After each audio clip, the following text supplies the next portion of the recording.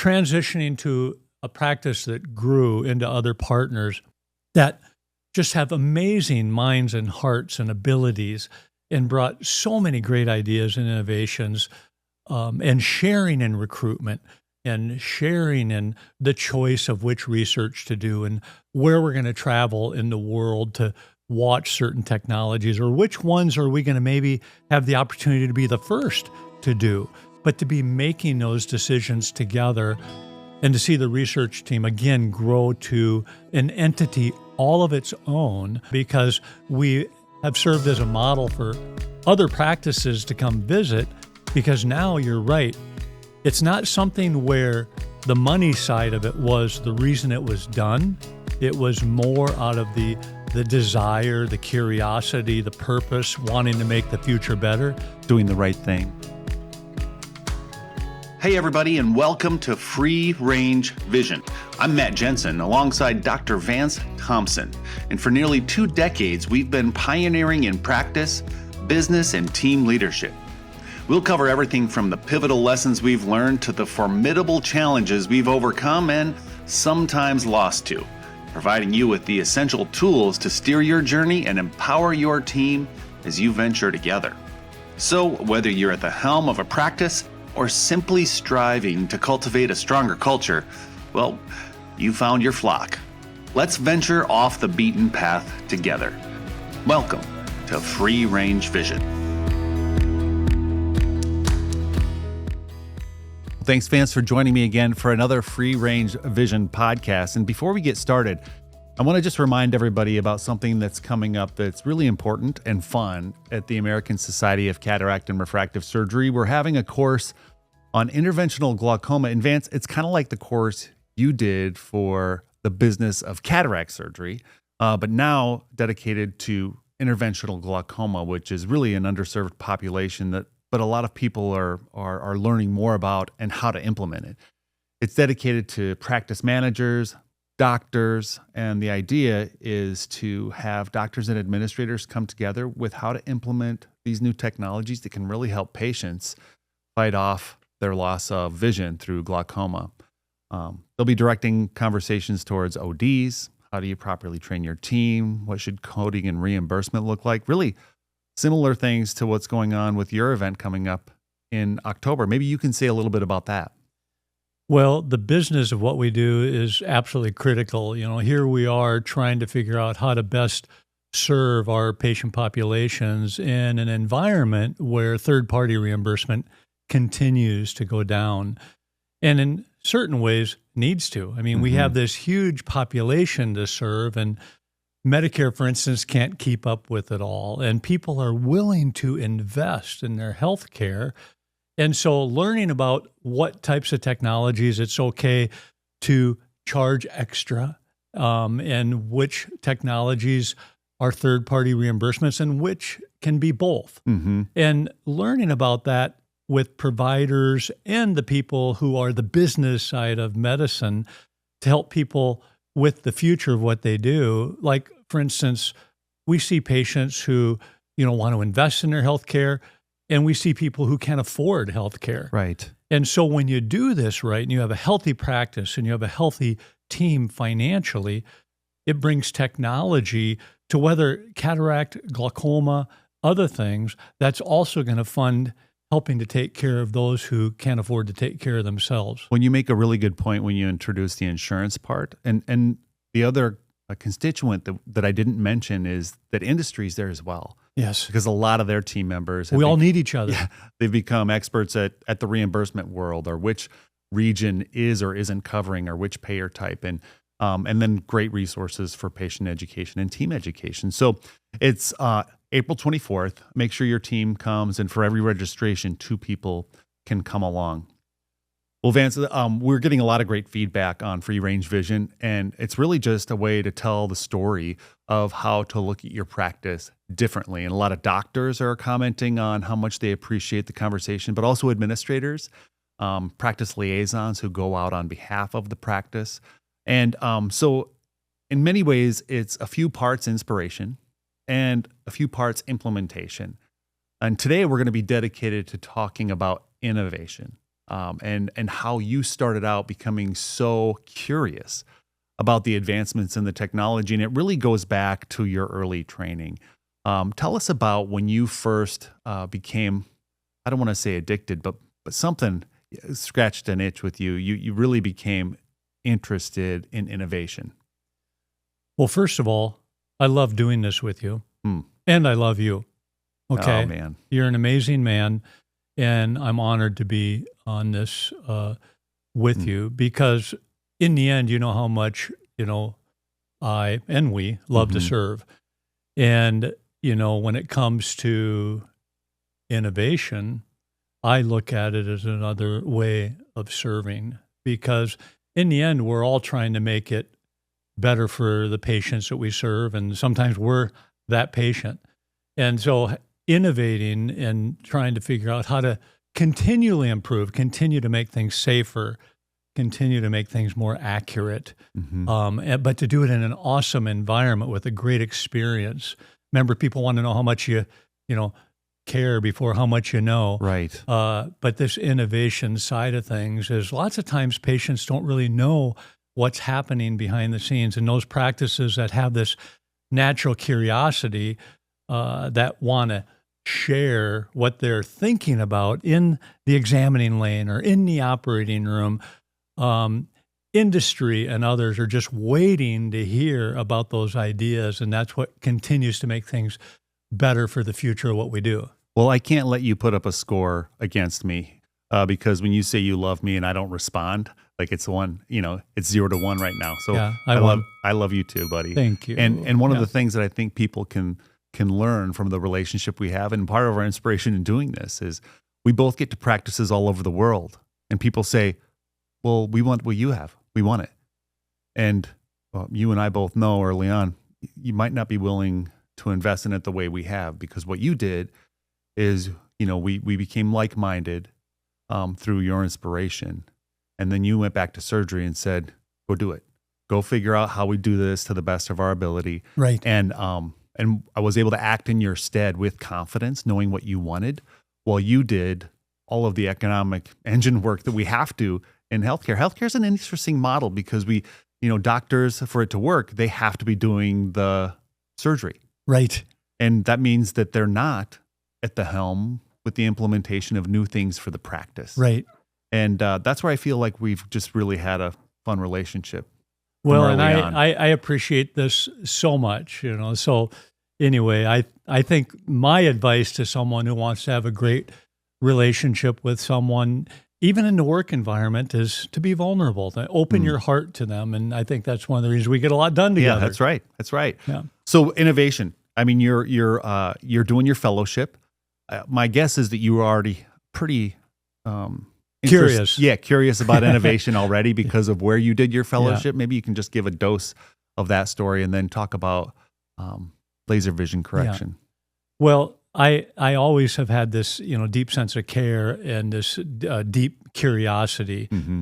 And so when I wanted to do a fellowship, it was right at the beginning of the excimer laser, this laser that was changing the shape of a rabbit's cornea. Right. And the corneas were healing clear. And, the FDA astutely saying, okay, could this, be the answer to help correct refractive error? But before we allow this to be seen, to be used on eyes that can see, let's study it on eyes that can't see. And that became known as, there was the blind eye trial, there was the legally blind eye trial, but eyes that were compromised, so we could learn how this amazing, cornea reacted to this laser that had all the right physics and beam tissue interactions to be, the future of what we do. So I go to apply for fellowships, and there was this fellowship in Kansas City, Dan Dury refractive surgery, John Hunkler cataract surgery, both doing FDA monitored trials in refractive and cataract.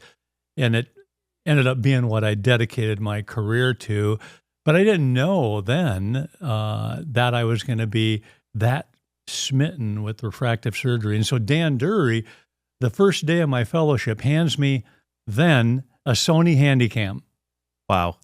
That goes back. That's a deep cut. And he says, I want you to go out and do what I'm supposed to be doing, but I have a family commitment. Mickey Gordon is doing this procedure called PRK. In La Jolla. Mm-hmm. This is 1990. And I'd like you to go video this procedure. So I fly out to San Diego, the beginning of my fellowship, and I meet one of the neatest men, one of the, most comprehensive, knowledge-wise and experience-wise refractive surgeons in our world, who has taught me a lot, Mickey Gordon. And I got to watch this procedure called PRK. And I was blown away. And I went back to Kansas City, and we watched that video, and obviously Dan had done other preparation. But it was so exciting to watch those first PRKs be done in July of 1990, and it did light a fire. I mean, I was an assistant investigator in an FDA-monitored trial. I learned what an IRB was. I learned about the rules and regulations for human research. I learned how innovation, would be translated into the clinic, and filled out a ton of paperwork. And it really did start a journey that to this day burns in my belly very, very much. I love being part of the innovation process. And Vance, with that, not only were you part of the early excimer laser trials, but then you were part of the femtosecond trials and then some of the phakic implant trials, which we'll talk about at some point, and then a bunch of intraocular lens trials for cataract surgery. And I mean, I remember when Dr. Maloney from Beverly Hills introduced you at an event a few years ago and said, every meaningful innovation that's happened in refractive and cataract surgery, you've been right there at the front. And it's, you can tell how much joy you get from it. And I want to go back though to some of the stories, because you then left your fellowship, and I'm sure there's some fear about, am I going to be able to do this anymore? I'm going to a private practice in South Dakota. But then they reach out to you and they ask, in their expansion of the trial, if you'd be interested in participating at another level. Tell us a little bit about that. Well, I knew I wanted to stay involved in the excimer laser. Didn't know exactly how it was going to happen, but you're right. This is now 1991, and I'm in the beginning of my practice and am invited to carry on as an investigative site here in South Dakota.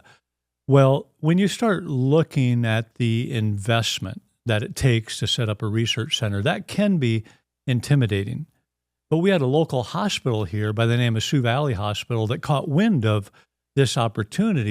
And I went to their board of directors meeting that they invited me to and presented what I had experienced in my fellowship, what about this laser I felt was going to change the face of eye care, but I wasn't sure. I mean, this is all, FDA monitored research that we don't know if it's going to lead to approval. Yeah. You're brand new. I mean, you're just out of fellowship. Right. Just out of fellowship. And so in a 30-minute meeting, and back then, we weren't even using cell phones. We had pagers. And I get a page from the, COO of the hospital system that evening, and I call the number, and he said, they believed in you, and they believed in the technology, and they want to fund this research. And that was how, in South Dakota, the state I grew up in, that I had the honor to participate in the emergence of a technology that was going to change the way we deliver eye care. And the thing that you did early is you went after it because you felt like not only were you curious about it, but you knew this was going to help a lot of people. And I think that's the part that's really attractive about how you set out. 12 years later, I joined you, and you are now on your 20th, 30th, FDA monitored clinical trial, and a lot of things are in improvement. And we now have, a department and things are operationalizing, but you had to build a lot of it from scratch on your own, just by trying to do the right thing. Now, Vance and I know that a lot of you have questions that might be relevant for free range vision and our conversations here, how we treat the team, how we created the environment that we did. So if you've got questions, make sure that you send them to hello@freerangevision.com, and we'll make sure to get to those questions as part of our future episodes. We didn't have a separate research department. People were, doing the research time of the week, but then our busy clinical and surgical stuff also. And as we grew and developed a dedicated research team, that was important to industry. They liked how they could come and have their own place to sit. We'd be able to have the charts in a good location that was convenient for them. The team grew to a dedicated team. But I have to tell you, where I felt the most pressure was being the sole provider for research. And yes, the treatments and using new technology is exciting, but yet at the same time, some things we said no to. What would we do if would we feel comfortable doing it to our eyes? Right. that criteria. So the And research, you let a lot of things pass you by. right, That so didn't pass that. exactly. So the research that we said yes to, you want to recruit well. These companies invest so much money that recruitment becomes so important at a pace that is going to get to FDA approval hopefully as fast as possible. You also want to have high compliance. You want to make sure patients actually show up for their visit. Well, in the Midwest, Yeah, people, they're good at that. They're really good at that. They want to follow through.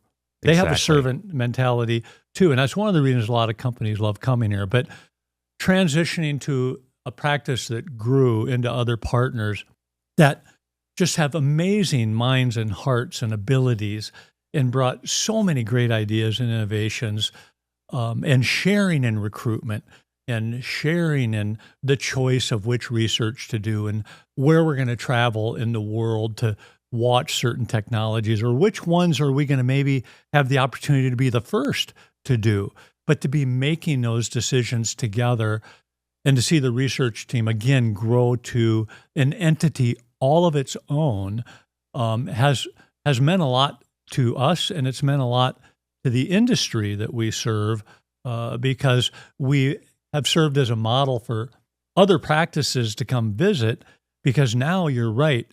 It's not something where the money side of it was the reason it was done.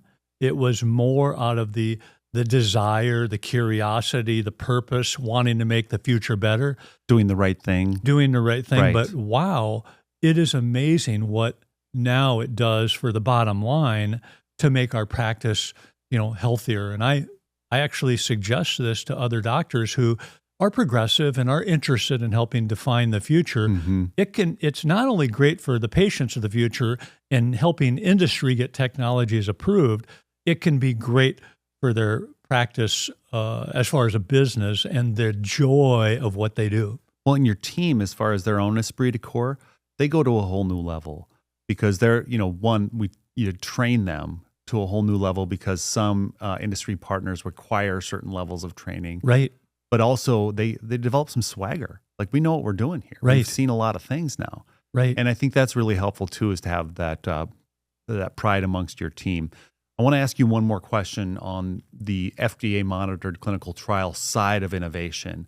And that's that, let's say you're talking to an administrator or a large private equity group that's considering, delving into it. What do you encourage them to do, and what do you want to make sure that they kind of know as a warning? Right. I think the main thing, as far as on the personnel side, is to try not to do what I had to do in the beginning, and that is have personnel that are trying to do clinic and surgery, but also research. If they truly have the time and you can truly pull it off, it's not like people can't wear multiple hats.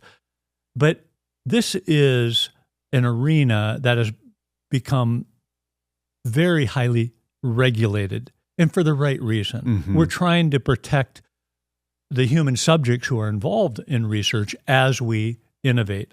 And so you really want your team to be dedicated. A dedicated Bring research your A team. game, right? Bring your A game, but have them not be distracted by doing too many different things. Have them be actual research specialists. And then to visit centers that are doing it well. Have some mentorship. And then the companies, their regulatory departments oftentimes are providing great guidance. And then, just having that desire to do the right thing and have that natural curiosity. But there's so much support out there to do it, but just have a dedicated team. You bring up an interesting point, and that dedicated team and the swagger that I talked about are some of the reasons that our team, when I was there, started to close every meeting by saying, "Hey, you're the best on earth." And after a while, they started to believe that we can be. I don't believe that any day that they believe that they are and that they have arrived, but they believe that they have what it takes to continue to strive to be. And I think that really comes with trying to reach higher and do new things with your leadership and the doctor's leadership with innovation. I want to talk about now innovation with the team, because you've also been at the helm when we've come up with a lot of ideas to treat the team in an innovative way that most businesses wouldn't. And I want to open up that conversation. There's the technology part, and now there's the team part. Let's talk about innovation with the team, Vance. Well, we're always trying to figure out how to surprise and delight the people who come in to our practice, which would be the patients. And you hear people talk about the patient experience and the customer experience, and you and I have actually talked about this so many times that a lot of businesses focus so much on that they forget step one, and that is the team. Because, we're doctors who are busy doing what we do in clinic and surgery, and the business leaders are busy doing what they do, oftentimes representing the practice to the outside world. But there's this group of people that spend, 90% of the time with the patient. Exactly. And 100% of the time with each other. And you just can't do what we do with high performance without having a team who's performing very well also. And step one of high performance is to enjoy what you do. I mean, we really value the fun factor, and you know how it is. You want to get better at something you enjoy. You want to do it more. You want to read about it more. You want to be around it more. And so if you're working on that team and helping them, not only understand well what you're doing, so you're having your breakout sessions, you're having your retreats, you're teaching. There's excellence involved, right? There's excellence, but they're knowledgeable, and they feel like they're not just there to carry out things. They're there to make the practice a better place, and that their ideas on how to make it better are valued and oftentimes implemented. And they're comfortable telling me when I have a bad idea or when I have a good idea. I always like to talk about how, the spaghetti test, when it's done, it, sticks against the wall. Well, but a lot hits the floor. My ideas are spaghetti, and a lot of them hit the floor. But every now and then one sticks, and my team is very comfortable telling me, bad idea, Vance, or, hey, let's think about that one. But when you engage the team to that level as an equal, and you create an environment where they feel loved and cared for. You know my saying, I'll never get sick of saying it. The team that loves and cares for each other will create an environment where the patient feels loved and cared for. I'll never get sick of saying it. But it all centers around that team. And so you know how it is when you really care about someone. You want to innovate on that relationship. You don't want to stagnate. How do I make them feel good today? You want to make them feel good today. You want to surprise and delight them. You're willing to stop and do that dumb dad joke that is kind of exposing that weird side of you. If you can get their eyes to roll, but then they walk away saying, he cares about me. And when they stop by with their loved one, their new baby, you care. You're texting them when they're away from work for a week or two, you miss them. You're treating them like family. Like a work family is not a lot different than a family. We all are rather basic in what moves us. We want to feel like we matter. And I have to tell you, Bud, it's so powerful to help someone feel like they matter. Right. And so having a great team isn't complicated, but it is a fair amount of work. It's just that work comes naturally when you enjoy it. Well, and all relationships are, and especially if you enjoy them, right? And they're worth it. You keyed in on a couple of things that I think are just so important to remember, and that's that, when you think about the patient's time within a center, and this is with a lot of businesses, not just healthcare, the amount of time they spend with the actual deliverer of whatever they're purchasing, in this case, the surgeon, compared to the rest of the team is so little. 90%, is spent with the team members who are greeting them at the front door or walking them to their table or talking about the specials or filling their water or their, the sommelier who's coming around with the wine. And sometimes no time is spent with the chef. Right. Right. And you think about how that applies to our work. Same thing with the doctor who is in there for, a few minutes to build confidence and diagnose and talk about options. And then they're left with schedulers and, counselors and all of that.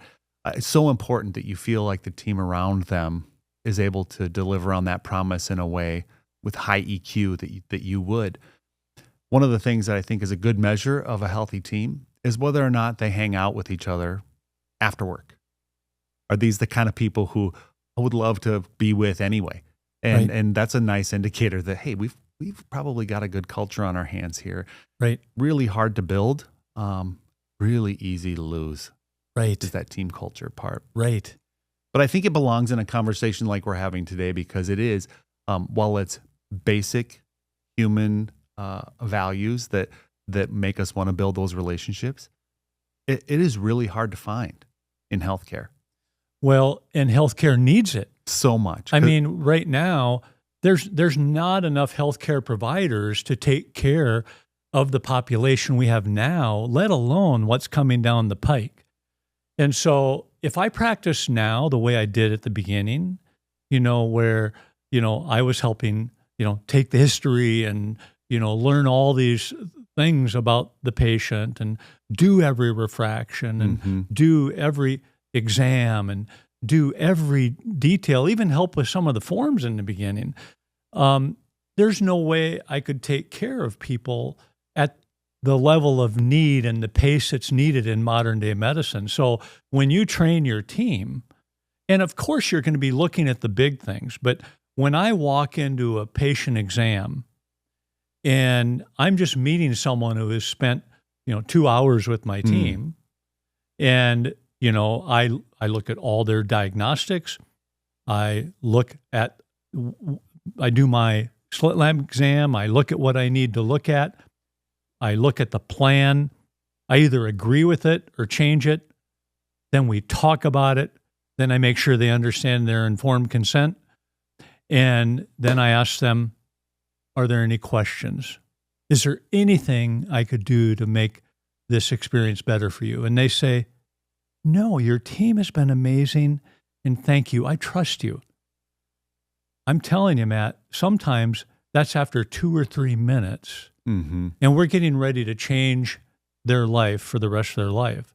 Sometimes it's 30 minutes. Sometimes it's longer.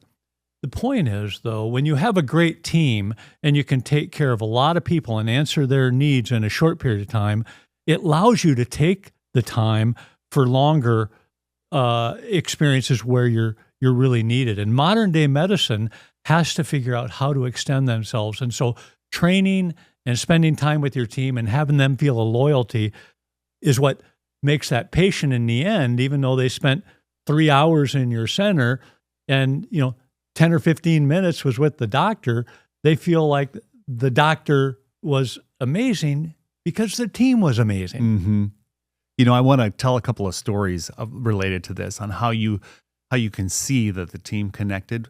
Now, you did it by just asking the patient, but since I wasn't in the room, a lot of times I would see it by how many patients left with their drink of choice, or they'd leave with one of the nice glossy magazines that we have. All of the magazines are in plastic jackets, and they're never out of date. First of every month, the old go out, the new come in. By the way, the month-old ones go to the break room, and team members can take them home, which is a nice little fun perk to have, whatever magazine, People or Dwell or whatever. But when patients are walking out with them because somebody said, I saw you reading this in the welcome area or the atrium, and I just wanted to send it with you when you go back to your clinic exam. And then or a technician said, go ahead and take that with you.